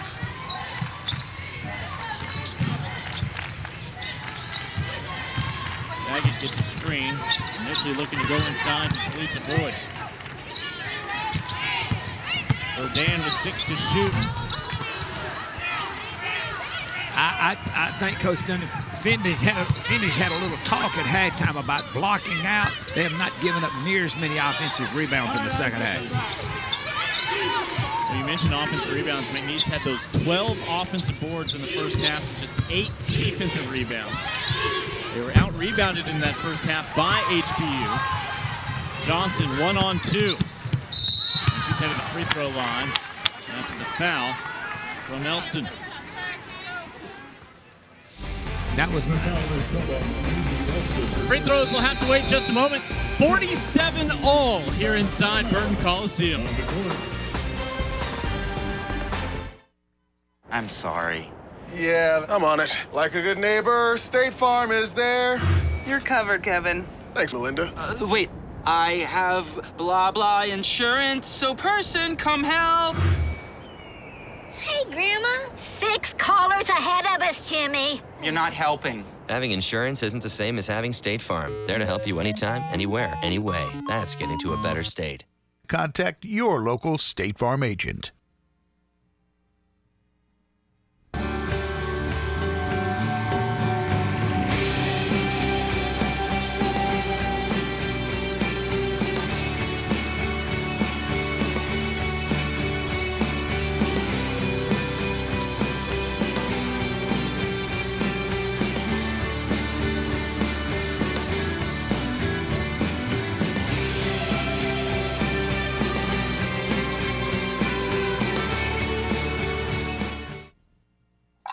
At Mid-South Bank, we're dedicated to providing loans that allow our customers to achieve their business and personal dreams. That's one promise you can bank on. We're not just business associates, we're neighbors. We're committed to our customers and the strength of our local economy. Here at Mid-South Bank, responsibility matters. With over 61 locations and still growing in Louisiana and Texas, discover how our customers are finding strength in numbers at Mid-South Bank.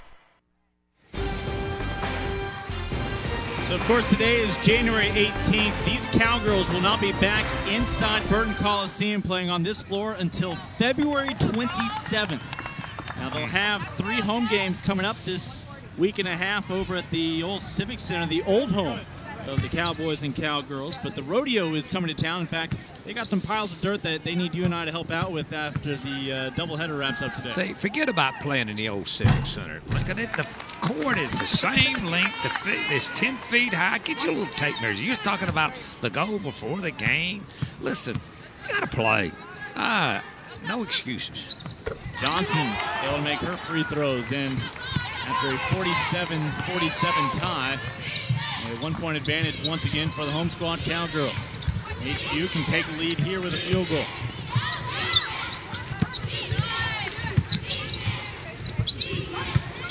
McNeese holding its ground, but a nice shot up and over the defenders as Strickland able to connect, averaging about 6.5 points per contest. Strickland's been able to come in and give them a lift. He's able to 6-8 points, has not made any mental errors, defended very, very well. Mentioned Anna Strickland began her college career in Arkansas at Harding University. Really has been embraced with her return back to the Houston area where she grew up in the Woodlands. It took the passing of a parent to bring her back. Obviously not an ideal situation, but the Huskies are thrilled to have her. And they refer to her often as Mother Hen. She has really proven to be one of the mature individuals to help lead this group.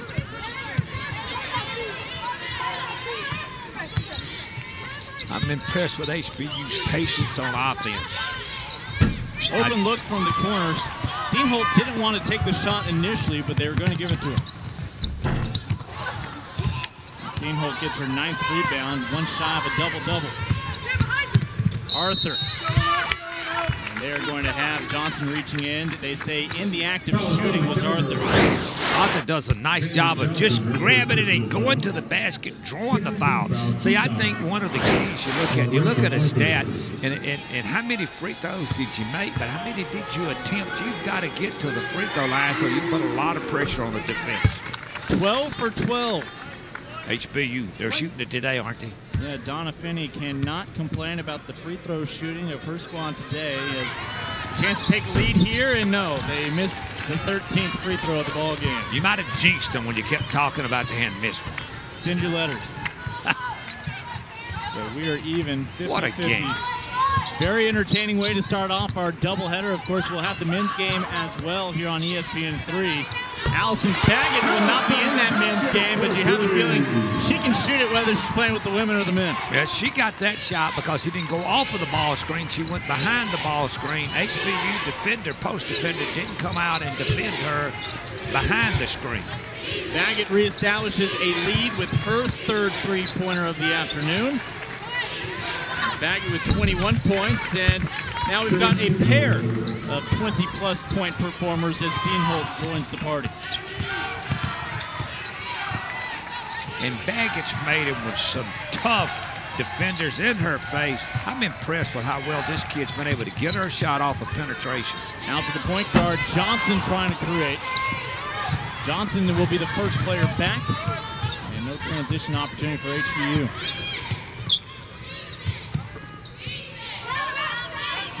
Cibola. Plenty of time on the shot clock.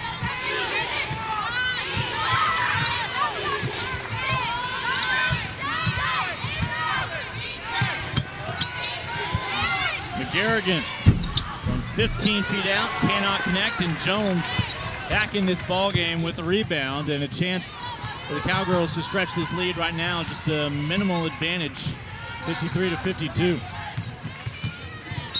I think you got to find a way to screen, bag it open, give her a shot. She's made it from outside. Well, Koye has had some opportunities, just hasn't been able to find the rhythm.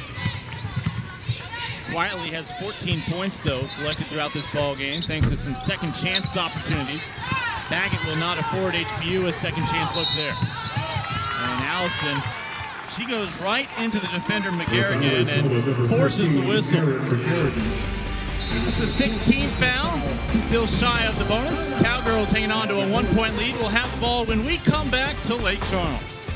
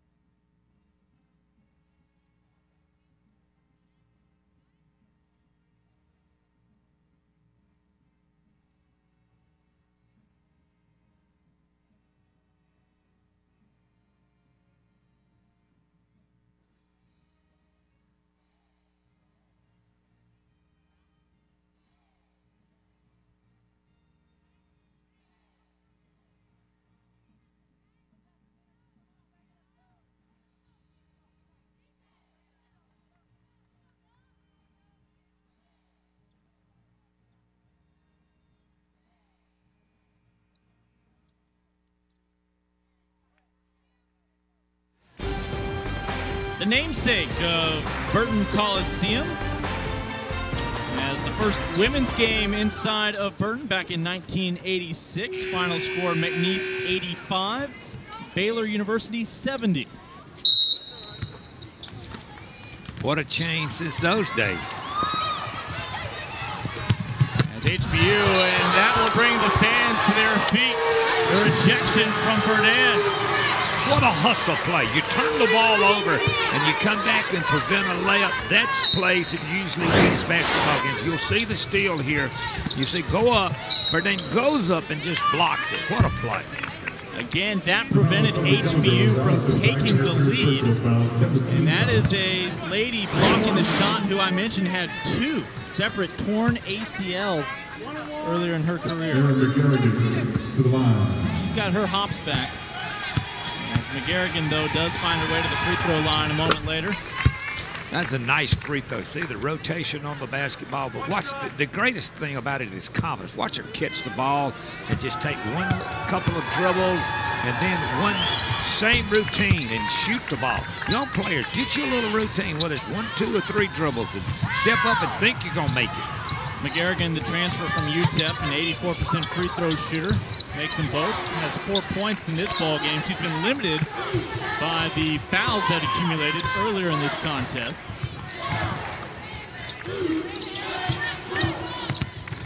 Verdun. Well, turnabout, fair play. As the block this time from HBU's Steenholzer. You'll see this penetration inside, and then what a block without fouling. The secret to it is being able to block shots without fouling somebody. And I'll give Rachel Arthur some credit there, stripping that ball out initially. Rebound comes down to McGarrigan. McGarrigan last year, Great West Conference newcomer team. Again, after transferring over from Conference USA, where she was a minor in El Paso. She's begging for the basketball. Baggett will pick her up.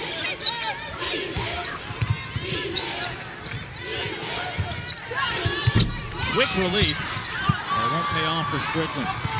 2-on-2.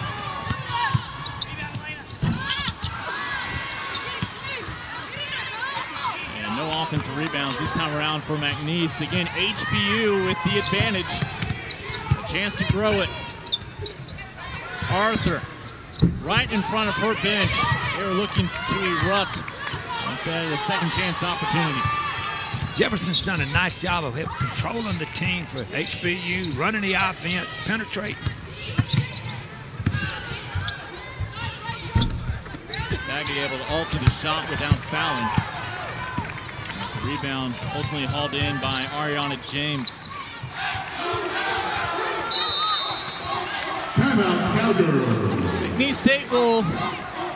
McNeese will take a timeout here as Brooke Donald-Williams will rally the troops. Her Cowgirls find themselves down late inside 6 minutes to play, 54-53.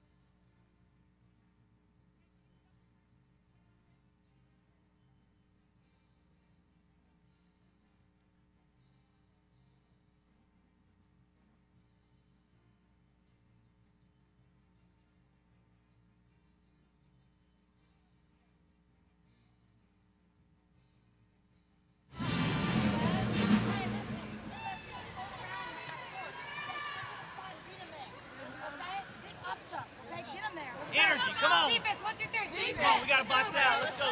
Rebound. Let's go.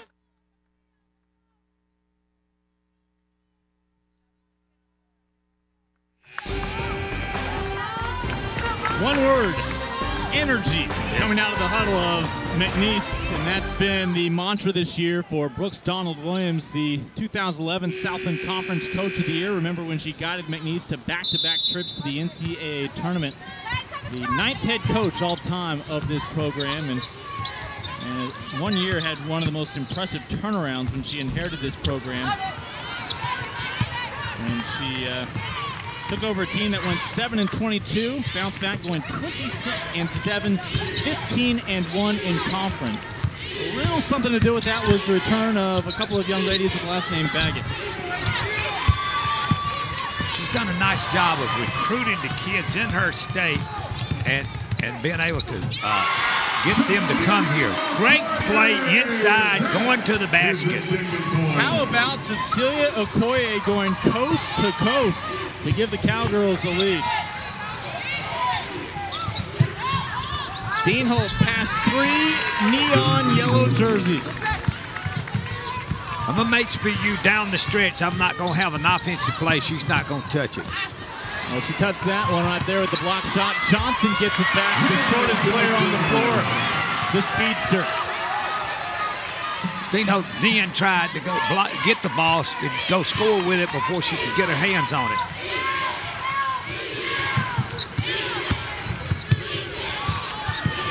And again, they continue to look for Steenholt. Coach Finney will ask her 5 out there on the floor to slow things down, get some composure.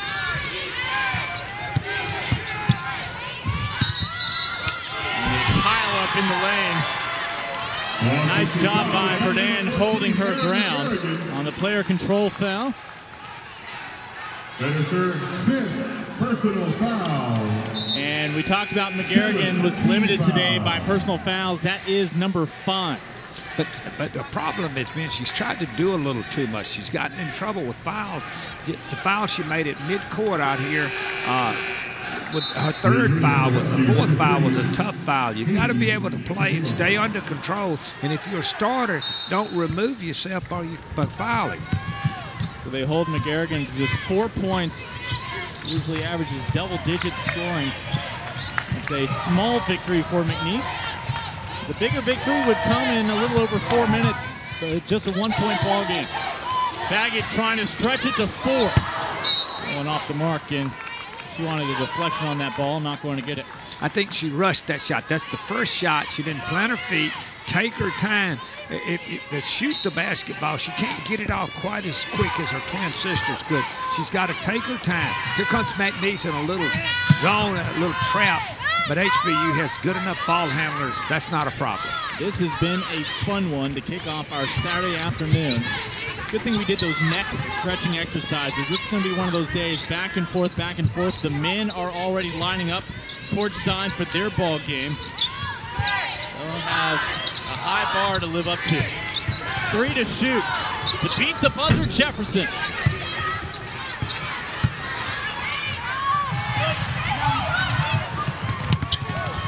Able to collect it.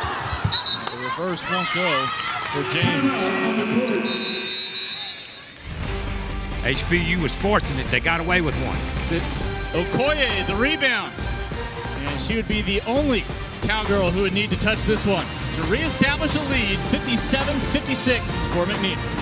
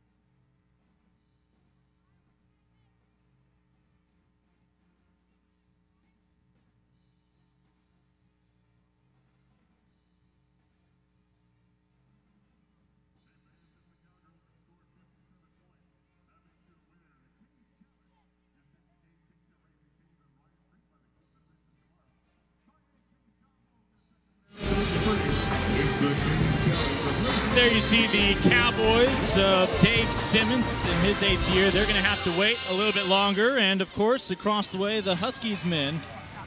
And their coach who's been around for close to a quarter century, Ron Cottrell. Great to see coaches who are really able to make themselves at home in a place for a long time, created tradition, and boy, the Huskies men done quite well over the years.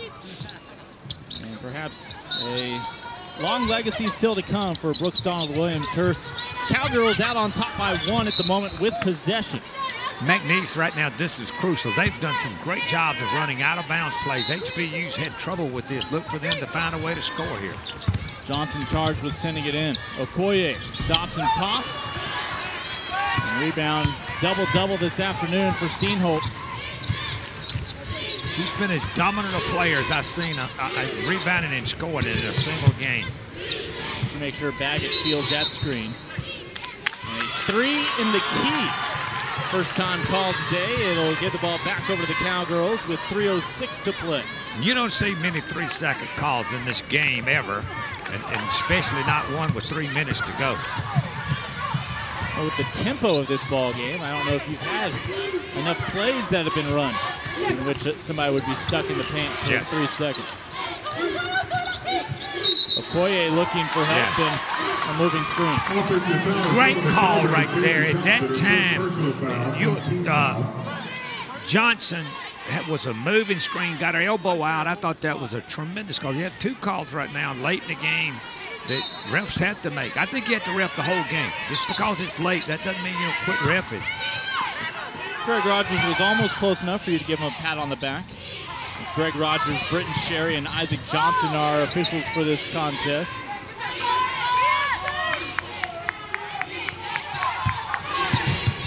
Grove to shoot. Field goal to reclaim the advantage with 2.5 to play, and they're going to get footsteps and wipe away the basket from Anna Strickland. 3 turnovers the last 3 possessions. When you're down, the team that turns the ball over the last gets a quality shot. If I'm at McNeese, I don't care what it is, I'm going to bag it right now. I'm going to win or lose with a player who's done it for me all game. Every defensive and loose ball foul for the remainder of this ball game will lead to free throws. No contact involved there. Johnson able to take it to the hole. She's got 8 points. So what I said do is give the ball to Johnson and let her go to the basket, not bag it. That's how I heard it. And that's what I thought. We don't need to go to the tape. And nice job there by Johnson holding her ground, not committing the foul. I mentioned any whistle from here on out would be free throws with the clock stopped. But what a basketball game. Well played by both teams. Now at HBU, you're down 3 with 1:50. You got to get a great look at the basket. Huskies aren't happy with just a moral victory of a good showing on the road. They are in the midst of a winning mentality, and they have a lead once again here in Lake Charles. A big 3 from Cibola. What a shot with 5 seconds on the shot clock. Running down, tied the game up. 1:30. My math was off. 59-59, and that has the Cowgirls wanting to call a timeout. We mentioned HBU has won their last 2. Let's take a look at what is still to come, including New Orleans and Southeastern. Those will be back there at Sharp Gym before they go on the road for a contest in Beaumont, Huntsville, and then Abilene. They'll be all over the state of Texas. And of course, for the Cowgirls, we take a look at what's still to come for McNeese. As after HBU today, they'll take on Nichols, Central Arkansas, and Oral Roberts. All 3 of those games will be at the Civic Center. And a reminder, when they hit the road to head to Natchitoches with 3 players from Natchitoches, that game will be right here on ESPN 3. See, McNeese has got to come out of this timeout. Great timeout by Coach Brooks Donald Williams. You come out, you draw the play up. Now, everybody knows where we're going to this basketball. I think you're going to get it in bounds. You're going to take a look at Baggett first, and then Okoye is going to be your second look. But they may go to Okoye early and see if she can penetrate and shoot over Strickland. 59-59. Cowgirls with 18 fouls. HBU with 17 fouls. Both teams are in the bonus. Any foul is going to result in a 1-and-1. And McNeese, stop showing their hand. They're going to huddle up here.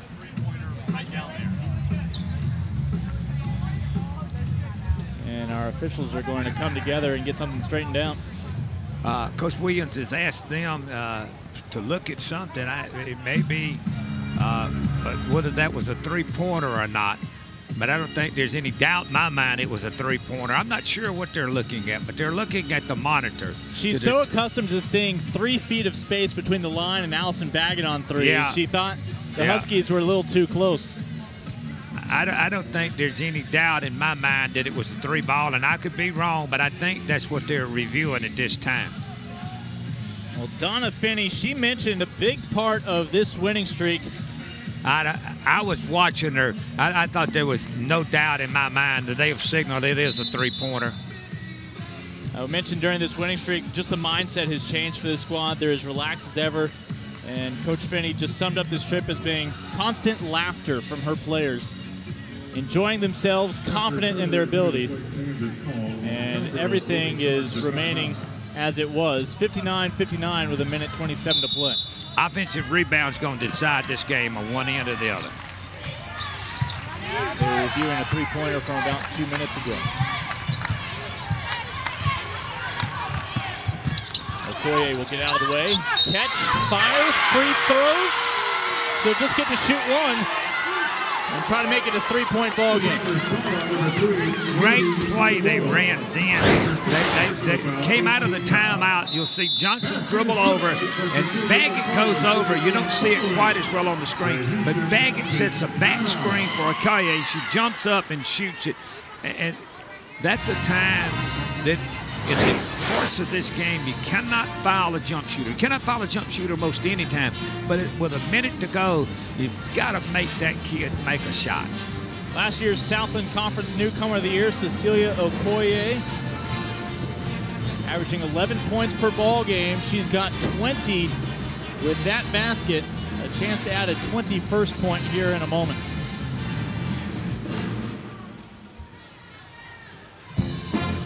Excellent free throw shooter. So there's a world of difference between down 2 and down 3 at this time.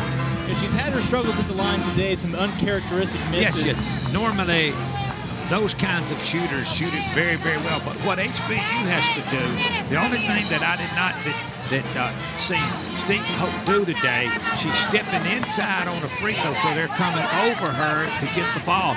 If she misses it, they've got to make sure they secure the rebound. But there's a lot of time. You're down 30. See the little back screen right there? Excellent play. She did a great job of back screening and getting one of your best players a shot. Now, if you're HBU, you've got to say to yourself, we've got plenty of time. 1:15. You're going to have 3 possessions in this game. And you just got to be able to take your time and get a good shot. Okoye last year really came into her own with several big shots late in ball games. She's been able to break a 59-59 tie. They'll still get the field goal, but no free throw to add on to it. So a 2-point lead for McNeese, drifting back on defense. Arthur and Steenholt, the first 2 to touch. Arthur goes around Okoye, can't finish, over the back, fighting for the rebound. Steenholt that time just didn't have the position. I think, did you watch it now? Great ball movement. Arthur puts it up.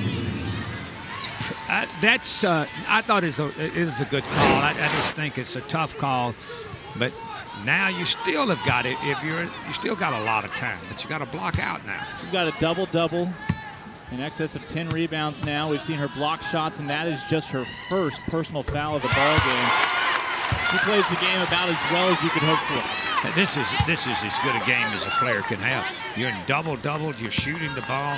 You look at it, to get your points, when you're the kind of kid, you got your points, and you only have 18 shots to get 23 points. Natania Jones makes 1 of 2 at the free throw line.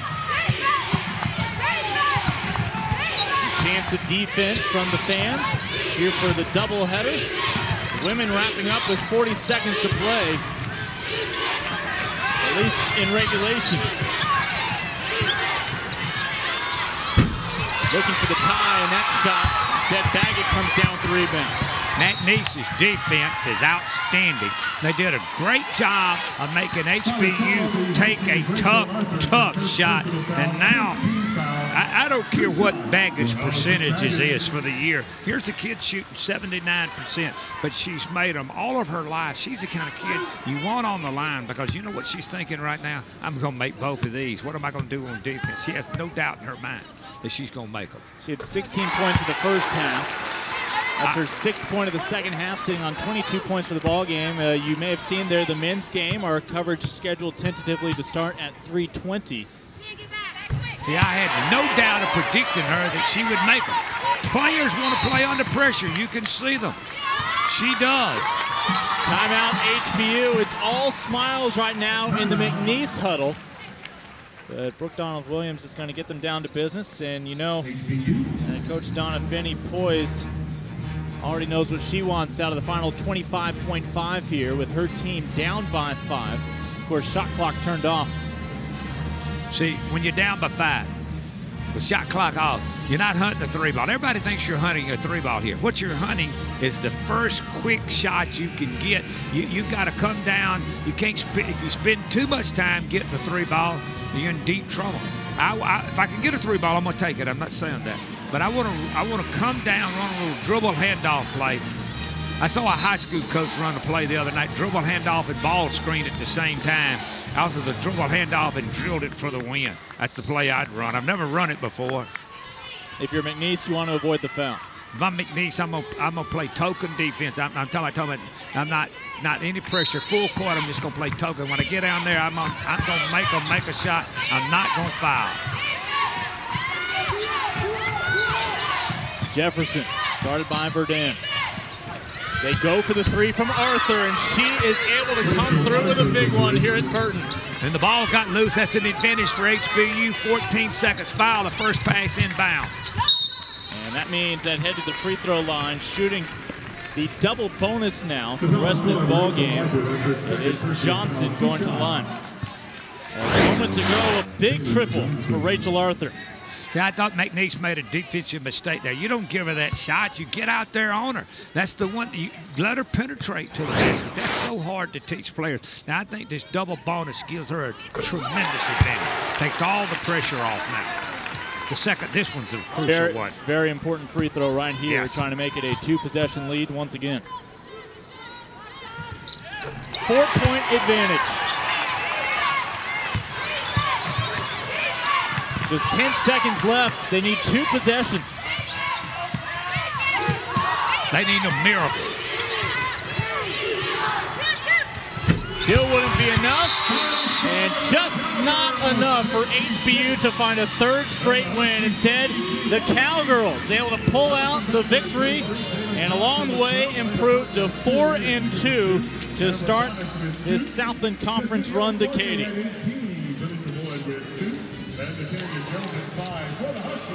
So Brooks Donald-Williams sees her Cowgirls come through with yet another big win for this young squad. We'll wrap things up here on the women's action when we return on ESPN 3.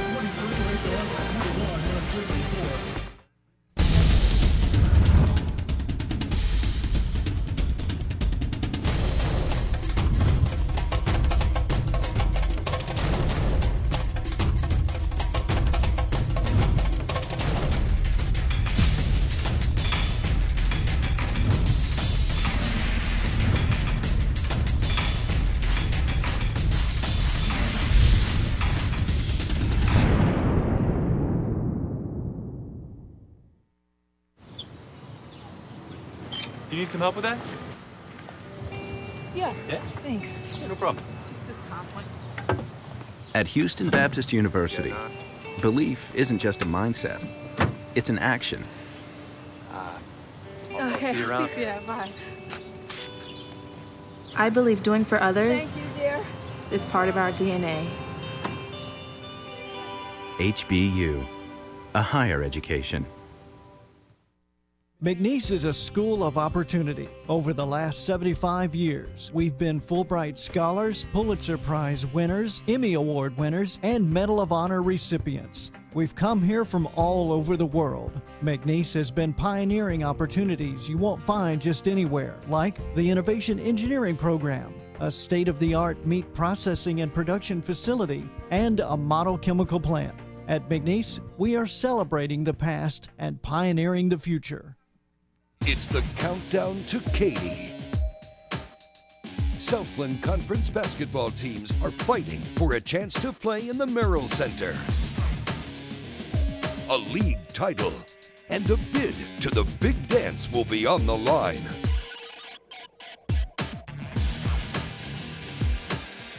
The action begins March 12th.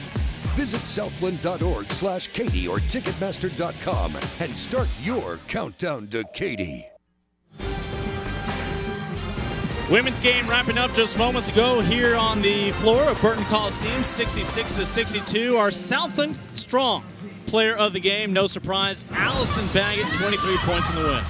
Let me tell you, outstanding shot. She made some from the interstate over there. But let me tell you a stat that's hard to believe. She did not turn the ball over, not one time. She makes it left-handed. She makes it right-handed. She shoots the three ball from as deep as any female player I've ever seen, or male player for that matter.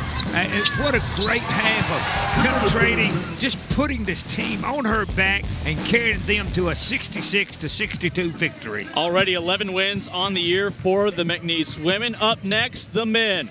You see the Huskies on your right, on your left, the Cowboys. You will join us at 3:21 here on ESPN3. We'll tip off at 3:26. For Van Chancellor, I'm Lincoln Rose. We'll see you on the other side in just a moment.